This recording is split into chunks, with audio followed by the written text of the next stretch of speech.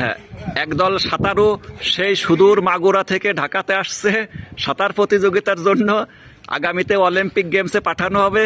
এখান থেকে যারা প্রথম, দ্বিতীয়, তৃতীয় হবে, আমাদের বুলবুল স্যার পরিচালনা করছে সাঁতার প্রতিযোগিতা। তার সহযোগী হিসাবে এসে ইমরান হোসেন, জগন্নাথ ইউনিভার্সিটির মেধাবী শিক্ষার্থী। ওপাশে আমাদের দেশের জাতীয় পর্যায়ের বিভিন্ন সাঁতারু অংশগ্রহণ করছে। জি স্যার, রেডি 1 2 3 কোন স্যার? 1 2 3।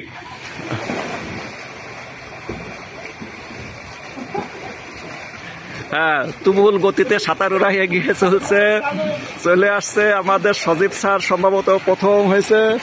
তারপর আমাদের হ্যাঁ, সবাই খুব দুর্দান্ত সাঁতরাইছে। অনেক প্রতিযোগী, আমার আরাফাত শাহিন সে সীমানায় পৌঁছাতে পারি নেই। ঠিক আছে, এর মাধ্যমে সাঁতার প্রতিযোগিতা শেষ হলো।